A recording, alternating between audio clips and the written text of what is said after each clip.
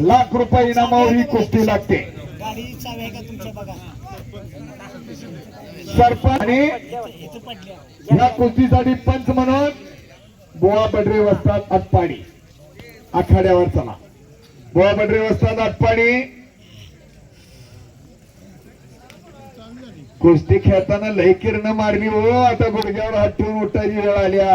हो असतात लय जोर मारलं, लय बैठका मारल्या आणि कुस्ती लागते. गावचे कारभारी आखाड्यावर आहेत शिंदे साहेब. यांच्याकडून 500 रुपयाले देऊन जायचा किंवा बक्षीस घेऊन जा.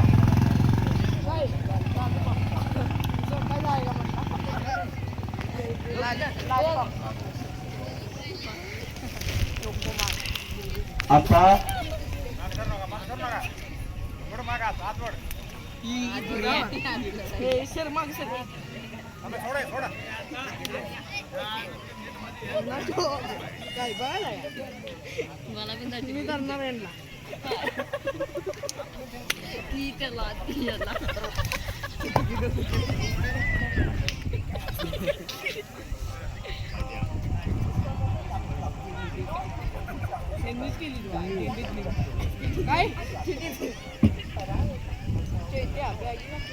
चला अतिशय तगड्या कुस्त्या दोन आखाड्यावर लागलेल्या आहेत.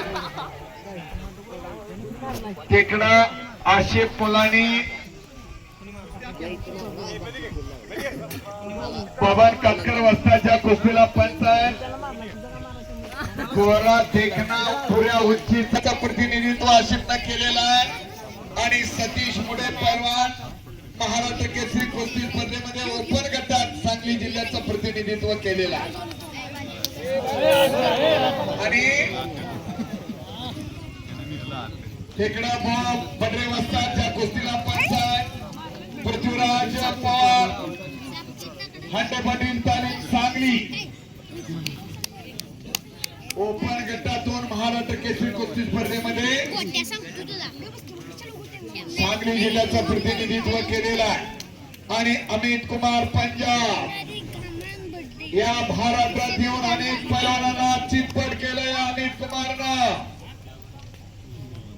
महाराष्ट्र ही संतांची, वीरांची, धर्मवीरांची, कर्मवीरांची तसेच महाराष्ट्राच्या मातीशी इमान राखणाऱ्या कुस्तीगिरांची भूमी आहे.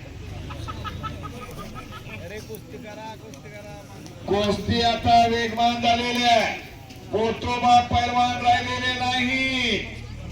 एक फाईट आणि वातावरण फाईट अशा कुस्त्या, असं मैदान सज्जन प्रेक्षकांच्या साक्षीनं भव्य दिव्य मैदान, चरडींचं मैदान. आज किती दिवस दुसऱ्या गावाला जायचं, मैदानच्या कडेला बसायचं आणि ह्याची मांडी बघा, त्याची मांडी बघा, नुसत्या वाळल्या गप्पा. किती दिवस आणि ह्यांच्या घरातल्या पोराची मांडी बघितली तर कोबाची दांडी, काय त्याचा उपयोग. म्हणून कशासाठी जगायचं आणि काय करायचं, आज या झरडीतून काहीतरी घेऊन जायचं. एकदा पैलवानांचा विजय झाला. पृथ्वीराज पवार, माननीय गजानन फडणीस शिंदे प्रगतशील बागायतदार, माजी उपसरपंच संभाजी विठोबा शिंदे. हॅलो, कोणाकडून?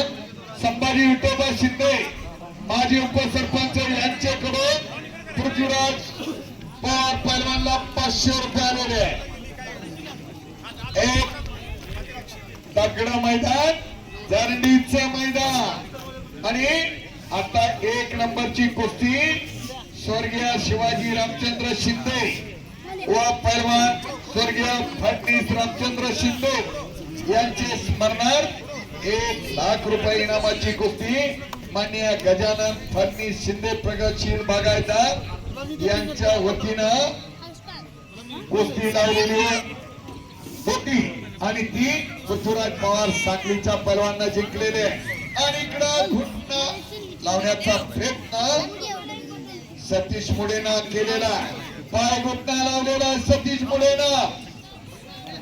पाय घुटना कधी लावला जातो? मानेवर थाप का दिली जाते? कोपर घुटना का लावला जातो?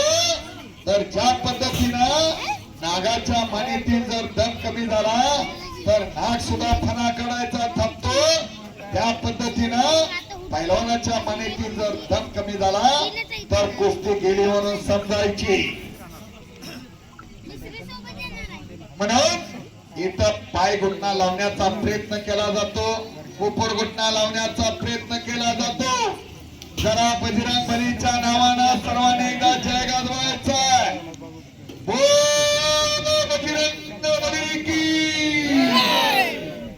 आवाजात दम नाही, भुका लागलेलं दिसतंय.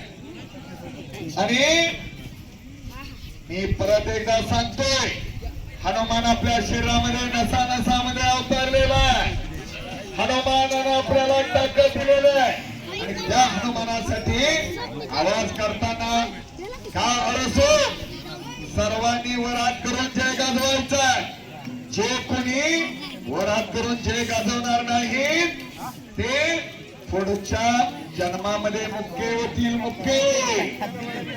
प्रत्येकाने आपल्या आपल्या शेजाराला लक्ष ठेवा. आणि संपूर्ण गोष्टीमध्ये